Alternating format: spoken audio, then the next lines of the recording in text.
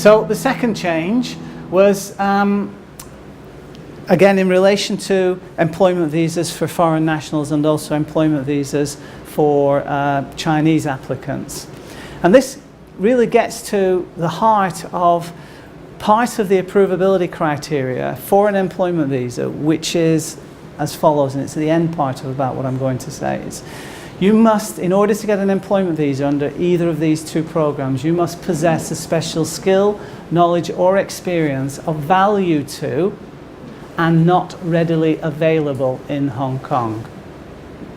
Now, the "and not readily available in Hong Kong" effectively means that people who are applying for these visas, their employers are expected to prove definitively to the Immigration Department that a local recruitment exercise for that particular role has been completed. And if it hasn't been undertaken, then the Immigration Department will now look for a specific declaration from you with extensive reasons as to why the local a local person can't be expected to uptake this work. And so what used to be a relatively kind of flexible approach that the Immigration Department took to considering applications for foreign nationals, where on the face of it, it would appear that no local person could reasonably be expected to uptake the work. Now the Immigration Department are much more strict about it. It doesn't mean per se that if a local recruitment exercise hasn't been undertaken, that it's not going to get approved, which is the case in some jurisdictions under certain visa types, particularly in the United States.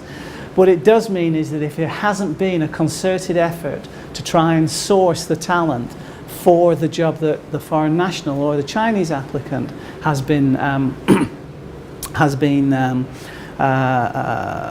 gone through, then the Immigration Department are going to look askance and perhaps, drag out the time and put your feet to the fire somewhat more to ensure that you can pass the final part of the criteria in relation to approvability for finding somebody local to do the job. In addition, the Immigration Department were criticised about the issue in terms of compensation, proving what was compensation that's broadly commensurate with market rates for people who are making applications under the admission scheme for mainland talents and professionals and also the general employment policy. The Immigration Department can always go to the Vocational Training Council and can get data that speaks to what compensation for a particular role is broadly commensurate with market rates. But previously the Immigration Department took a kind of a flexible approach to it. But now, as a result of the Audit Commission report and the recommendation that was made, the Immigration Department looked very, very closely at the compensation that's on offer and the availability of somebody local to uptake that employment. Now, what this really translates into is a little bit more sleepless time before your visa gets approved, because there's an extra couple of dimensions to the application that 2 months ago weren't particularly of major concern, but now they're always as part and parcel of these applications. So you need to be aware that what you get paid, how it matches to local rates, and indeed whether or not a local person can be expected to uptake the work, and to what extent your employer has sought to find talent in the marketplace to do that work is an integral part of the application process for these two particular visa types. Any questions on that? So if I understand correctly, that's a change from before. I think the advice before was not to advertise on the basis that there's no point because you couldn't find anyone. Well, and to a certain degree, depending on the applicant, the same situation prevails.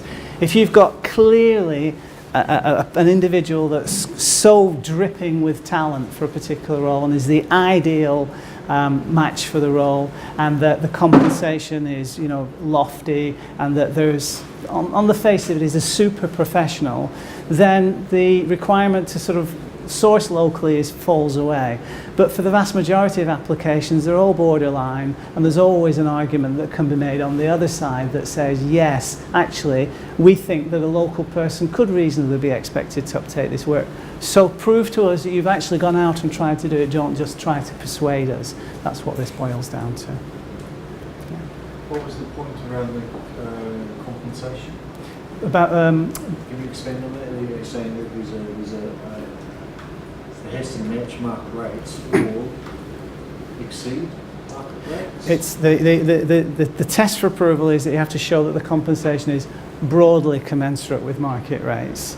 And now the Immigration Department are wanting to look closely at what the compensation is and understand if indeed this is broadly commensurate or there could be other factors that need to get put into it. Yeah. Yeah. So it's another it's a close assessment of a particular part of the application that gets people worried. And that's really the primary change as a result of this. The guidelines that the Immigration Department had previously were so vague and general internally. The individual immigration officers had an opportunity to kind of play the game and fudge it if they felt that it was just a small hindrance to what otherwise would be a kind of a routine approval. Yeah. Now we've got internal guidelines that are coming down that I'm not privy to that set out essentially the kind of questions that immigration officers should be asking and the kind of information that they should be gathering to ensure in fact that these two aspects of policy are being addressed. I had a conversation yesterday and they were requesting projected salaries, but also kind of saying quite firmly that I needed to push the salary up. Yeah, and that's an example of how things are changing. Yeah, 3 months ago we probably wouldn't have those conversations, and now you have to have those conversations. Yeah.